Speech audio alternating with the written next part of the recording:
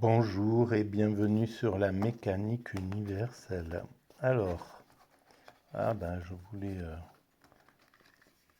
tiens, je vais quand même le prendre, ce petit truc. Voilà, donc, je voudrais continuer un petit peu cette réflexion sur l'art contemporain à partir de Marina Abramovic et de ce livre que j'ai trouvé, donc, à l'Armée du Salut, figurez-vous. Voilà. Et...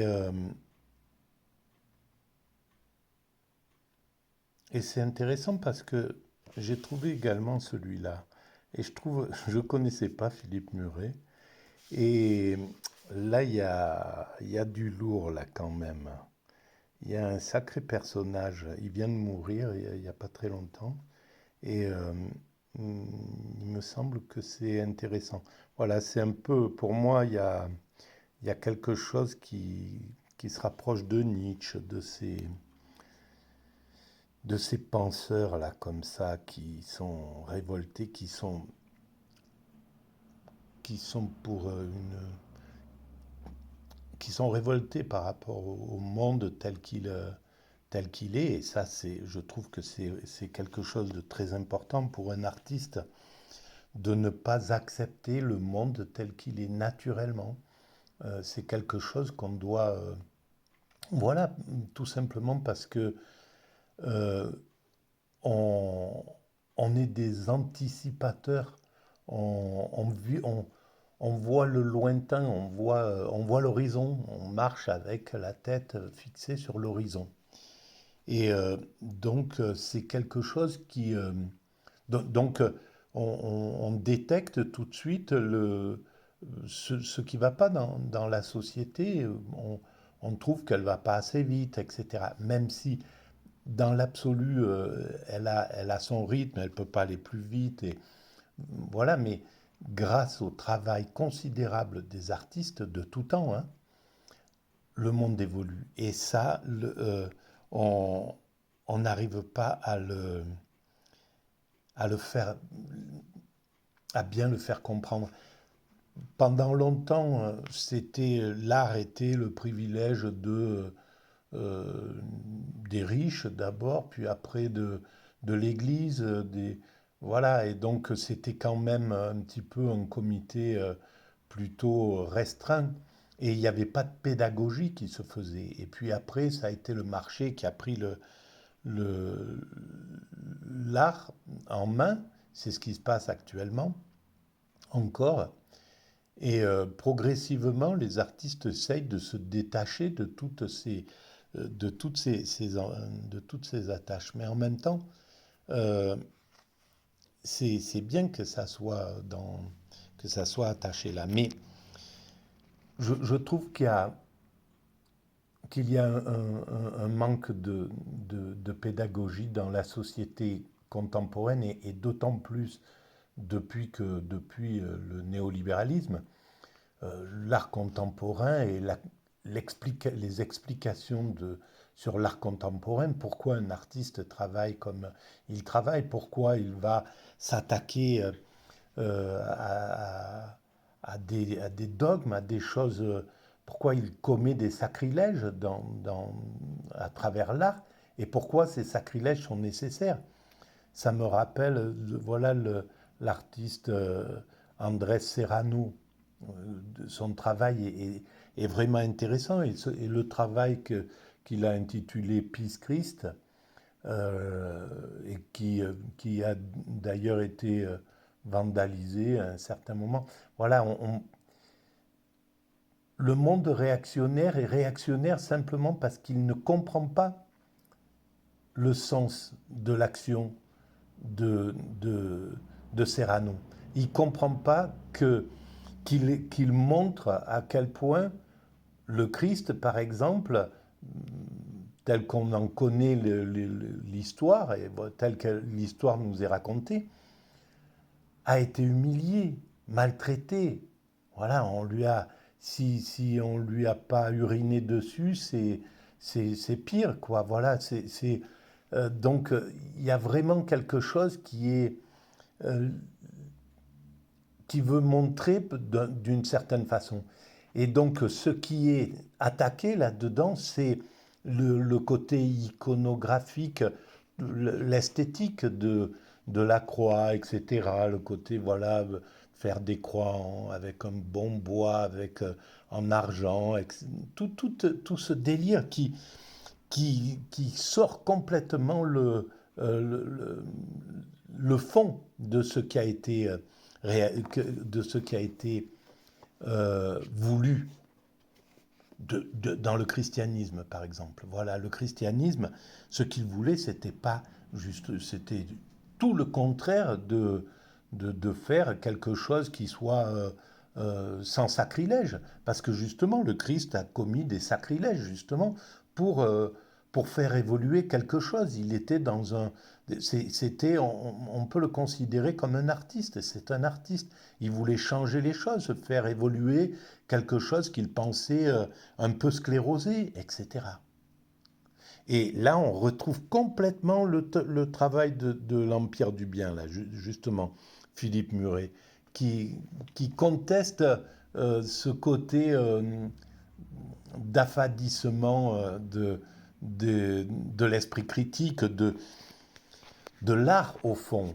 Et bon, cet ouvrage a été écrit en 91, donc on peut imaginer ce qu'il aurait pensé des années, des années du néolibéralisme, quoi. C'est dingue. J'essaierai d'écrire quelques petites, de lire quelques petits passages, tiens. Voilà. Alors, on va regarder un petit peu dans ce travail de, de Marina Abramovic. Voilà, voilà les... Il n'y a rien à dire, tout le monde peut comprendre ce genre de choses. Tout le monde peut comprendre ces visages, pourquoi ces visages sont comme ça, pourquoi, qu'est-ce que ça va dire, qu'est-ce que ça explique de ce monde qui, euh, euh, qui semble complètement accepter que voilà, ben, il y ait des enfants soldats, que le monde soit comme ça, qu'on puisse continuer à... Et là, on repart dans une industrie euh, militaire à bloc. Qu'est-ce qu'on va faire de de tous ces armes qu'on est en train dont on constelle la planète? Bon, évidemment, l'humanité saura gérer le truc, elle saura récupérer tout ça, elle saura faire, on sortira de cet état-là. Mais, et ce monde, en ce moment, évidemment, on lutte contre, en tant qu'artiste, contre l'absurdité de ce monde qui repart dans une économie de guerre, quoi. Encore les quelques milliardaires qui ont des entreprises qui fabriquent des armes sont encore aux commandes d'un monde comme ça et continuent avec l'idée de chair à canon, de types qui n'ont aucune valeur, qui sont de part et d'autre du front en Ukraine et qui meurent par centaines chaque jour. Voilà.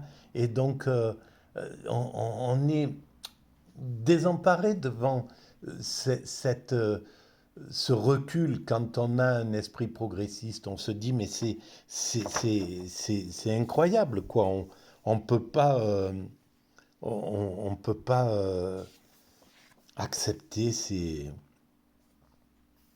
Voilà, il fait mimer, elle fait mimer à ses enfants tout ce que les adultes font, quoi. Voilà, c'est exactement ça, c'est ça. Voilà. Et donc, en voyant, évidemment, le monde ne peut pas être plus loin que ce qu'il est. Il en est là aujourd'hui. Voilà, on en est encore à ce moment-là.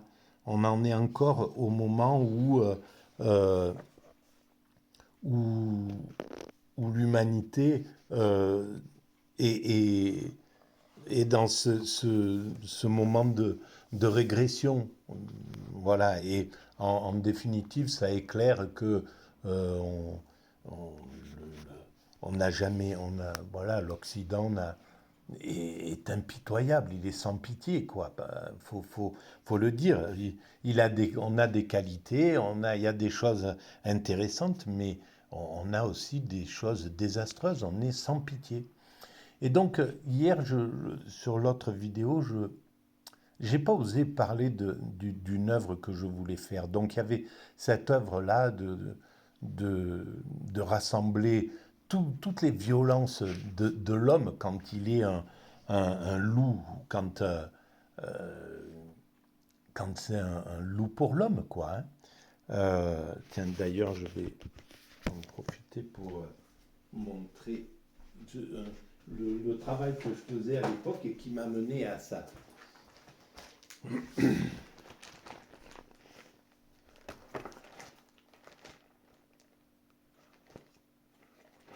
Alors, pardon. Et donc, euh, où est-ce que c'est tout ça? C'est là, voilà. Voilà, ça c'est des parties de mon travail. Voilà ce que je voulais dire. On est comme ça, on se hurle dessus, on joue à dominant-dominé.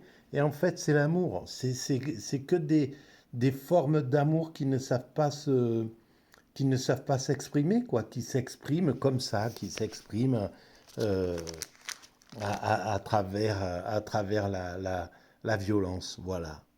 Et en fait, c'est l'amour. C'est l'amour qui est le moteur de, de ces, de ces choses-là. On ne l'a pas encore compris. On le comprendra évidemment. On finira par le comprendre. On en sortira. Et donc, quand je voulais faire aller dans l'overdose quoi de cette violence, de voir des corps, chose que le système a même réussi dans sa perversion absolue, et ça c'est l'Occident, dans sa perversion absolue de ne plus d'exiger des journalistes qu'ils ne montrent plus la cruauté, la violence, l'horreur de la guerre, qui floutent, en fait qu'ils en fassent quelque chose de complètement surréaliste, superficiel, c'est hallucinant. Parce que ce qui a arrêté les Américains au Vietnam, c'est les photos des horreurs de la guerre. Et donc, et comment la corporation des journalistes a accepté ce, ce, cette perversion, cette perversité? C'est là où on voit qu'il y avait déjà un manque d'intelligence dans le milieu des médias. Quoi. Les médias étaient déjà sous la coupe d'un système, parce que je pense que les Pierre Desgroupes, les Pierre Dumayet, etc., ou les journalistes de l'époque de la guerre d'Algérie n'auraient pas accepté ce genre de choses, quoi, à mon avis. Bon, peut-être qu'ils l'ont accepté, je ne sais pas, peut-être, là je m'avance. Donc l'idée c'était ça, c'était d'aller, de mettre l'overdose de la violence. Voilà, on nous montre ça à petit feu pour nous faire digérer les choses. Et l'autre œuvre que j'ai pas réalisée, c'était sous la forme d'une petite nouvelle. J'écrivais des nouvelles à l'époque, et c'était sous la forme d'une petite nouvelle, et c'était un artiste qui faisait une exposition, qui invitait donc tout le gratin des, des, tout le gratin. C'est hard quand même comme idée. C'est pour ça que je l'ai pas fait. J'ai pas eu le courage de le faire. Et c'est ça qui distingue l'artiste qui va qui va dépasser les choses, qui se met en danger réellement, qui va accepter euh, de recevoir sur lui une volée d'agressivité, de violence, etc., de contestation, et qui va y faire face, et celui qui ne va pas oser aller jusqu'à ce truc-là. L'œuvre était faite, et je voulais pas j'ai jamais voulu en parler, l'exposer et tout, je vais en parler là, mais donc c'était une nouvelle, et c'était l'histoire d'un artiste qui convoquait donc toute la presse, les critiques d'art, etc., dans une grande galerie. Et tout le monde était là, voilà, la jet set était là. Il fermait la porte et puis, en fait, le truc, c'était son œuvre. Il n'y avait rien, il y avait juste des crochets accrochés au plafond avec des chaînes, etc., et des trucs. Et en fait, c'était, il allait choisir quelqu'un pour pratiquer de la torture, quoi, en somme. Et donc, et il y avait des gens qui tenaient à distance tout le monde pour qu'il n'y ait pas de contestation, etc., etc. Et cetera. Et l'idée, c'était de dire, voilà, donc je passe sur le truc, les gens, évidemment, il y avait tous les caractères humains qui se révélaient, ceux qui acceptaient, ceux qui étaient, ceux qui euh, voilà, se mettaient en opposition, etc., etc. Et cetera. Et en fait, ce qu'il disait, c'était, voilà, puisque la société occidentale dans laquelle je vis, qui défend l'art contemporain, etc., qui fait tout ce travail-là derrière de soutien de l'art contemporain, en même temps, elle accepte qu'on délocalise la torture, parce que c'était ça qui avait mis en œuvre ce travail. Et il y a de nombreux artistes qui ont travaillé. Il y a une américaine qui a travaillé qui a fait des peintures à partir de ce qui se passait à Abu Ghraib, par exemple. Voilà, il y avait un courant qui était là, parce qu'évidemment, quand on est face à une telle ignominie, on ne peut que se révolter devant ça en tant qu'artiste. Et donc, ça voulait dire, voilà, la société, elle accepte de normaliser la torture, puisque, ok, dans mon pays, c'est interdit, mais je délocalise, je demande à des pays, moyennant finance, etc., de pouvoir les torturer à droite, à gauche, et même dans une chez les communistes, les adversaires du capitalisme à Guantanamo. Non, mais quand on y réfléchit, le, dans 50 ans ou dans 30 ans, on va commencer à vraiment porter un œil critique sur tout ça, et ça va être quelque chose. Parce que c'est désastreux, quoi, quand on y réfléchit. Et donc voilà, puisque c'est comme ça veut dire que la société accepte qu'on puisse élever la torture au rang d'œuvre d'art. Voilà. Et moi, je vais montrer quelque chose qui est dans ce sens-là. Voilà. Je vais arrêter sur cette chose-là. Je suis sorti de l'art contemporain. J'ai pas fait. Parallèlement à ça, c'était vraiment le côté de la révolte, parce qu'en réalité, la plus grande partie de mon travail, je voulais plutôt, au contraire, universaliser l'ensemble de la planète, parce qu'en même temps, on était arrivé dans l'idée du village planétaire. Il y avait, donc, on est devant toute cette, euh, devant toute cette humanité. Il est légitime qu'on la critique pour la faire évoluer. Il est vrai qu'elle en est là. Elle évolue péniblement. Parfois, elle régresse un peu par certains côtés. Elle régresse jamais globalement. Globalement, l'humanité ne régresse pas. Mais ponctuellement, il y a des pans de société qui régressent. Voilà, en Occident, peut-être que sous le néolibéralisme, on a régressé, etc. Peut-être que, voilà. Donc il y a des moments comme ça de régression parce que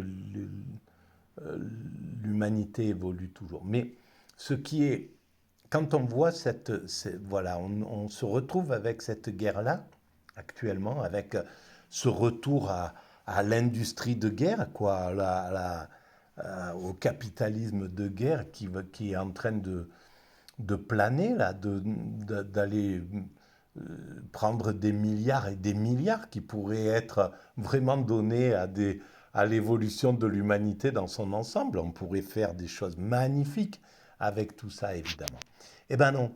Et alors, ça dit, moi qui travaille sur l'idée que l'humanité est destinée à atteindre son ultime perfection, la paix universelle, l'amour, la fraternité, le, le, euh, la relation avec le divin, quoi, hein, avec ce qu'on appelle le divin, etc.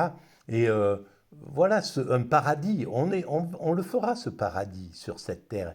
Elle est destinée à ça et les religions l'ont compris déjà intuitivement depuis 2500 ans. Elles ont été touchées par la grâce, ces grands, ces grandes antennes qui étaient les Moïse, etc., les Bouddhas, les Christ, etc., les Mahomet, les Mohamed. Voilà, tous ces êtres humains-là sont au contact direct donc voilà, ils l'ont transmis comme ça, comme c'était rentré dans leur imagination, comme ça a été transféré à leur imagination, ça a été donné et c'est devenu quelque chose de magique. Et c'est vrai qu'on va vers cette perfection-là.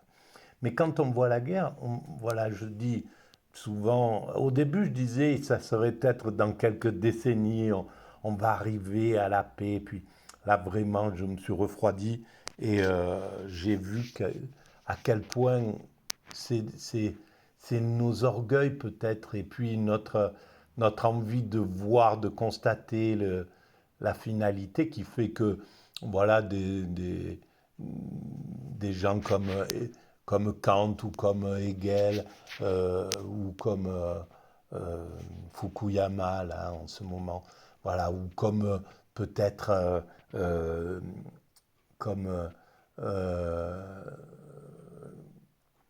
Jean-Paul Sartre, en pensant que, en rentrant dans le communisme, que le communisme qu'il allait voir la finalité de la fin de la dualité entre, voilà, entre les hommes, que le- les, la paix entre le patronat et les prolétaires. Enfin, il était convaincu certainement de ça, et ça part évidemment d'un bon sentiment, mais la réalité n'est pas là.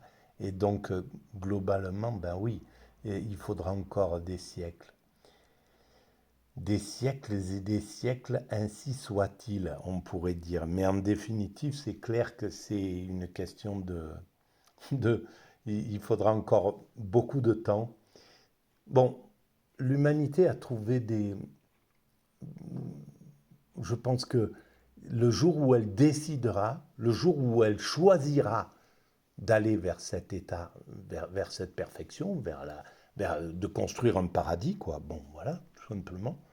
Elle mettra une énergie folle et on peut vraiment changer on peut arriver à ne plus faire des, des, des, des monstruosités dans cette humanité, hein. Et on en a tous les moyens, avec la psychologie, avec les médicaments, avec le travail sur les... Voilà, on voit bien qu'on a trouvé tout un tas qu'on est en train de découvrir des choses qui permettront ça, enfin, quand on le regarde un peu de façon extérieure. Bon, je vais arrêter là pour cette vidéo. Et merci de votre écoute. Bon, elle est un peu en vrac, cette vidéo, un peu comme mon travail, ma pensée, les, les- les dérivations dans lesquelles va partir mon esprit. Voilà. Merci de votre écoute.